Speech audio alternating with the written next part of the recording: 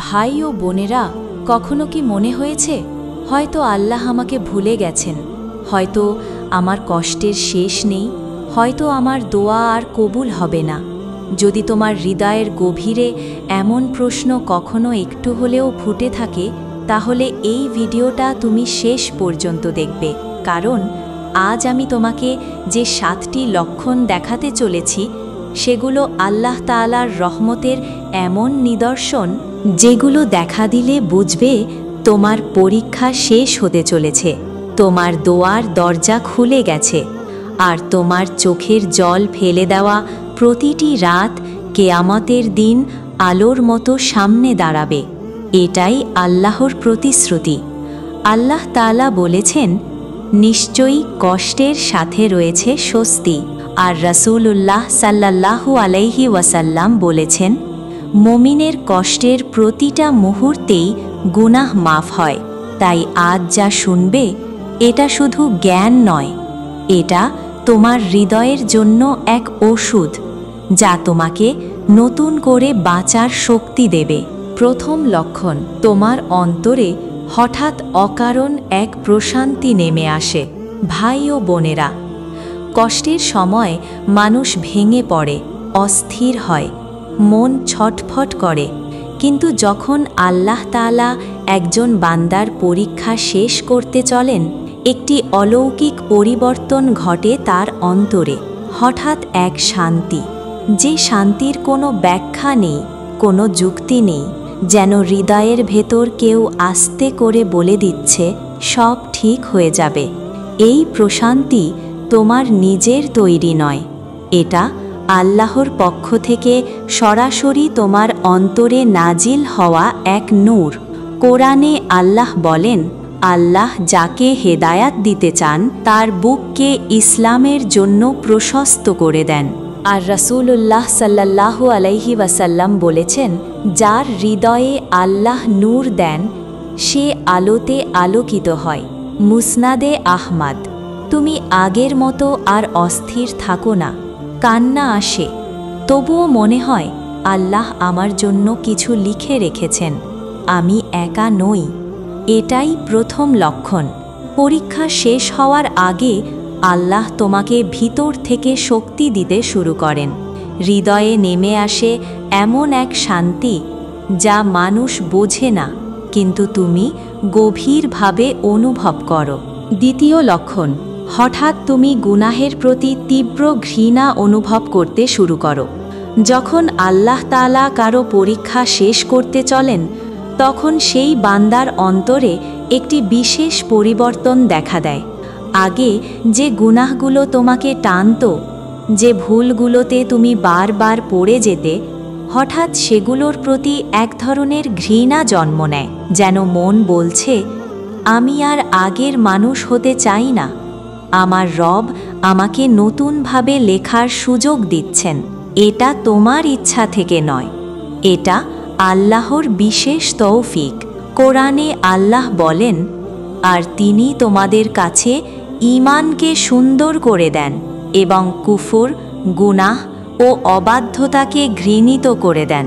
এই অনুভূতি আসে তখনই যখন আল্লাহ তোমাকে পরিশুদ্ধ করার প্রক্রিয়া শেষ করতে থাকেন।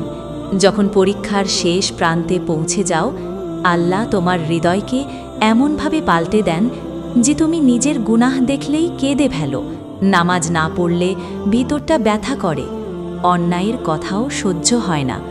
এটাই দ্বিতীয় লক্ষণ, গুনাহের প্রতি ঘৃণা জন্ম নেওয়া, যা প্রমাণ করে আল্লাহ তোমাকে পরিষ্কার করে দিচ্ছেন, কারণ তিনি তোমাকে নতুন অধ্যায়ে নিয়ে যেতে চলেছেন। তৃতীয় লক্ষণ, তোমার দোয়া আরও বেশি গভীর, কান্না ভেজা এবং মনোযোগী হয়ে যায়। ভাই ও বোনেরা, পরীক্ষার শেষ মুহূর্তগুলোতে একটি অদ্ভুত পরিবর্তন আসে। তুমি লক্ষ্য করবে হঠাৎ তোমার দোয়া বদলে গেছে। আগে হয়তো শুধু ভাষায় দোয়া করতে, কিন্তু এখন মনে হয়, আজ না বললে আমি ভেঙে পড়ব, আজ না চাইলে আমি হারিয়ে যাব।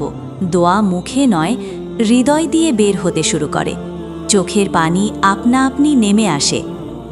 কোনো শোয়া, কোনো নামাজ, কোনো গভীর রাতে হঠাৎ অনুভব করো তুমি যেন আল্লাহর খুব কাছে, মনে হয় তিনি শুনছেন, তিনি দেখছেন, তিনি তোমাকে ডাকছেন। কোরআনে আল্লাহ বলেন, আমি বান্দার দোয়া গ্রহণ করি যখন সে আমাকে ডাকে। সূরা বাকারা 186। আর রাসূলুল্লাহ সাল্লাল্লাহু আলাইহি ওয়াসাল্লাম বলেছেন, তোমার রব লজ্জাশীল ও দয়ালু। তুমি যখন হাত তোলো তিনি খালি ফিরিয়ে দিতে লজ্জা পান। তিরমিজি। যখন আল্লাহ তোমার পরীক্ষা শেষ করতে থাকেন তিনি তোমার দোয়াকে আগের চেয়ে বহু গুণ গভীর করে দেন।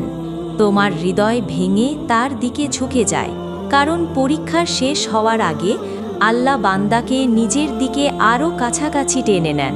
চতুর্থ লক্ষণ, তোমার জীবনে অপ্রত্যাশিত সহজতা দেখা দিতে শুরু করে।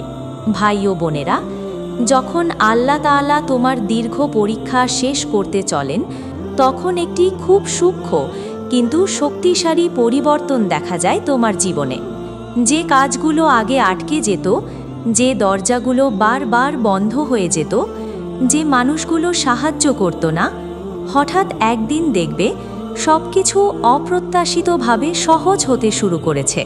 তুমি চেষ্টা করো আর না করো, আল্লাহ তোমার সামনে এমনভাবে রাস্তা খুলে দেন যেখানে আগে 1 ইঞ্চি এগোনোও সম্ভব ছিল না। মনে হয় আমি তো এত চেষ্টা করেও পারিনি, কিন্তু আজ সবকিছু যেন নিজে নিজে হয়ে যাচ্ছে। এটাই আল্লাহর বিশেষ কৃপা। কোরআনে আল্লাহ বলেন, যে আল্লাহকে ভয় করে আল্লাহ তার জন্য বের হওয়ার পথ করে দেন এবং তাকে এমন জায়গা থেকে রিজিক দেন যেখানে তার ধারণাও নেই। সূরা তালাক 2:3। রাসূলুল্লাহ সাল্লাল্লাহু আলাইহি ওয়াসাল্লাম বলেছেন, যার অবস্থা আল্লাহ সহজ করে দেন তাকে কোনো কষ্ট ক্ষতি করতে পারে না। মুসনাদ আহমদ। যখন তোমার পরীক্ষা শেষের দিকে আসে আল্লাহ তোমার জন্য আগে বন্ধ দরজাগুলো একে একে খুলতে শুরু করেন। বুঝে নাও, এটাই সেই চতুর্থ লক্ষণ, সহজতার আগমন। পঞ্চম লক্ষণ, তুমি হঠাৎ অত্যন্ত ধৈর্যশীল হয়ে যাও, আগের মতো সহজে ভেঙে পড়ো না। ভাই ও বোনেরা, পরীক্ষার শেষ মুহূর্তে আল্লাহ বান্দাকে যে সবচেয়ে মূল্যবান উপহার দেন তা হল অস্বাভাবিক ধৈর্য। আগে যেসব কথায় তুমি ভেঙে পড়তে, যা দেখে কান্না ধরে রাখতে পারলে না, যা তোমাকে দিন রাত পুড়িয়ে দিত, হঠাৎ দেখবে সেগুলো তোমাকে আর ভাঙতে পারছে না। মনের ভেতর একটা শক্তি তৈরি হয়, যেন কেউ তোমাকে ধরে রেখেছে, বলছে, ধৈর্য ধরো, খুব কাছে চলে এসেছো। এই ধৈর্য তোমার তৈরি না, এটা আল্লাহর সাহায্য। কোরআনে আল্লাহ বলেন, নিশ্চয়ই ধৈর্যবানদের সঙ্গেই আল্লাহ রয়েছেন। আর রাসূলুল্লাহ সাল্লাল্লাহু আলাইহি ওয়াসাল্লাম বলেন, যে ধৈর্য ধরার চেষ্টা করে আল্লাহ তাকে ধৈর্য দান করেন। তুমি লক্ষ্য করবে আগের মতো আর প্রতিক্রিয়া দেখাও না, রাগ কমে যায়, বুকের অস্থিরতা কমে যায়, মনে হয় আল্লাহ আমার জন্য কিছু লিখে রেখেছেন, আমি অপেক্ষা করব। এটাই পঞ্চম লক্ষণ। যে মুহূর্তে তুমি অস্বাভাবিকভাবে ধৈর্যশীল হয়ে যাও, বুঝে নাও আল্লাহ তোমার পরীক্ষা শেষ করতে চলেছেন, কারণ তিনি তোমাকে বিজয়ের আগে শক্ত করে দেন। ষষ্ঠ লক্ষণ, তুমি দেখবে তোমার জীবনে সঠিক মানুষ আসতে শুরু করেছে। ভাই ও বোনেরা, একজন মানুষ যখন দীর্ঘ পরীক্ষার ভেতর দিয়ে যায়, সে অনেক ভুল মানুষের দ্বারা আঘাত পায়, প্রতারিত হয়, উপহাসের শিকার হয়। কিন্তু পরীক্ষা শেষের দিকে এলে আল্লাহ একটি অপূর্ব পরিবর্তন ঘটান। তোমার জীবনে সঠিক মানুষ ঢুকতে শুরু করে, যারা তোমাকে আল্লাহর দিকে টেনে নেয়, যারা তুমি দুর্বল হলে শক্তি দেয়, যারা তোমার কান্নাকে ছোট করে না, যারা তোমাকে ভেঙে নয় গড়ে তুলতে চায়। এরা আসে হঠাৎ, কখনো বন্ধুর রূপে, কখনো উপদেশকারী হিসেবে, কখনো এমন কারো মাধ্যমে যে তোমাকে শুধু এক বাক্যে বদলে দেয়। কোরআনে আল্লাহ বলেন, সৎ লোকদের সঙ্গেই থাকো। সূরা তওবা 28। রাসূলুল্লাহ সাল্লাল্লাহু আলাইহি ওয়াসাল্লাম বলেছেন, মুমিন মুমিনের জন্য একটি আয়নার মতো। তিরমিজি। এরা আল্লাহর পাঠানো রহমত তোমার শক্তি হয়ে দাঁড়ায় যখন তুমি ভেঙে পড়ার কথা ছিল। বুঝে নিও, যদি হঠাৎ তোমার চারপাশে ভালো মানুষ বাড়তে থাকে যারা তোমাকে আল্লাহর দিকে ফিরিয়ে আনছে, তবে এটি ষষ্ঠ লক্ষণ। আল্লাহ তোমার পরীক্ষা শেষ করে তোমাকে নতুন পথে নিয়ে যেতে প্রস্তুত করছেন। সপ্তম লক্ষণ, তোমার অন্তর দৃঢ়ভাবে বিশ্বাস করতে শুরু করে আল্লাহ আমার জন্য আরও ভালো কিছু লিখে রেখেছেন। ভাই ও বোনেরা, পরীক্ষার শেষ মুহূর্তে আল্লাহ বান্দার হৃদয়ে এমন এক আলো দেন যেটা আগে কখনো অনুভব করনি।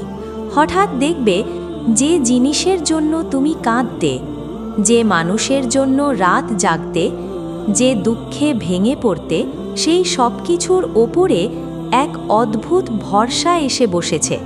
মনে হতে থাকে আমি হারাইনি, আমাকে থামিয়ে দেওয়া হয়নি, আল্লাহ নিশ্চয়ই আমার জন্য কিছু ভালো লিখে রেখেছেন। এই বিশ্বাস হঠাৎ জন্মায় না, এটা আল্লাহ তোমার অন্তরে নাজিল করেন যখন তুমি পরীক্ষার শেষ প্রান্তে পৌঁছে যাও। রাসূলুল্লাহ সাল্লাল্লাহু আলাইহি ওয়াসাল্লাম বলেছেন, মুমিন সকল অবস্থা তার জন্য কল্যাণকর। মুসলিম। যখন তুমি কাঁদতে কাঁদতে একদিন বুঝতে পারো তোমার ক্ষতি ছিল আসলে তোমার লাভ, তোমার দেরি ছিল তোমার জন্য সঠিক সময়, তোমার কষ্ট ছিল তোমার শক্তি গড়ার উপায়, তবে জেনে রাখো এটাই সপ্তম লক্ষণ। আল্লাহ তোমার পরীক্ষা শেষ করে তোমাকে নতুন পথে নিয়ে যেতে প্রস্তুত করছেন। ভাই ও বোনেরা, জীবনে এমন কিছু মুহূর্ত আসে যখন মানুষ ভাবে আমি আর পারবো না, আমার গল্প এখানেই শেষ। কিন্তু না, আল্লাহ কোনো বান্দাকে তার কষ্ট দিয়ে শেষ করেন না। তিনি কষ্টের ভেতরেই তোমাকে গড়ে তোলেন, তোমাকে শক্ত করেন, তোমাকে এমন জায়গায় দাঁড় করান যেখানে তুমি নিজেও কখনো দাঁড়াতে পারতে ভাবোনি। আজ যে 7টি লক্ষণ তুমি শুনলে, এসবই আল্লাহর পক্ষ থেকে দরজা খুলে দেওয়ার ইঙ্গিত।